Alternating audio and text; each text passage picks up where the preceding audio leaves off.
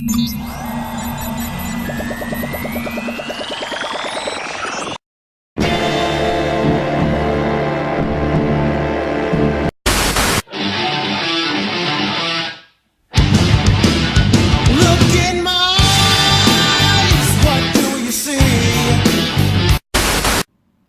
and welcome to Halcyon Blink. My name is Lon Rising, I'm going to be your host for this episode. And on this edition, I'm going to be talking about Story Time, WWE Network, the final of my WWE reviews of certain television shows or network shows that they have.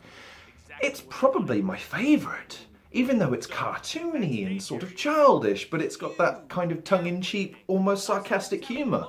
What I like about it is the animation style is cute and cuddly, and yet it has some bite to it. I like the fact that there's still the odd F-bomb or S-bomb that they bleep out. I like the fact that the stories that they tell are usually quite pointed and they have like a humorous side to them. I like Mean Gene Okerlund as the narrator, as sort of this saged, old, wise, tale teller. It's kind of like reminds me of Peter Falk in The Bride's Tale, or Bride's, whatever it's called. The film I'm talking about.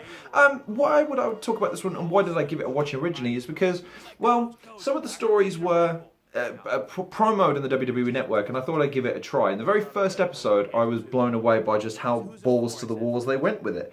Ric Flair talking about a plane ride he had in which he probably had sexual intercourse with many, many stewardesses. You've also got Dean Malenko talking about stories. You've got Triple H regaling a tale of him and Mick Foley and how he was such a cheapskate to the point where he wouldn't carry additional gear. He would just shower in his own gear and rinse it off, chuck it back on and drive to the next town with a bag of popcorn he stole from a vendor.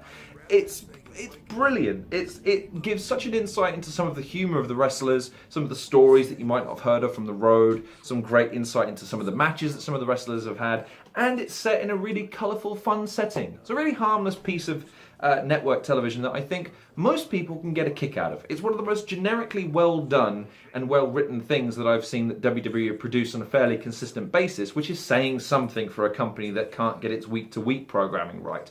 So, would I recommend this to? Not necessarily wrestling fans, because I think a lot of the stories they would have heard and a lot of the characters they will have seen on other shows that maybe don't have the same grit and grrr to them, but certainly the younger viewers of the WWE Network and anyone that wants to see wrestling from a slightly more humorous perspective. So if I'm going to give the show a rating, like I say, it's probably my favourite, so it's a solid 7 out of 10, pushing an 8 in some of the good episodes.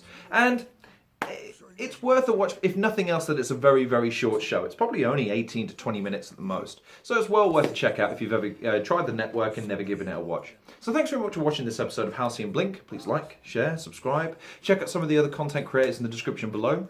Follow me on Twitter. And as always, take care of yourselves, and I'll see you guys on the next episode of Halcyon Blink.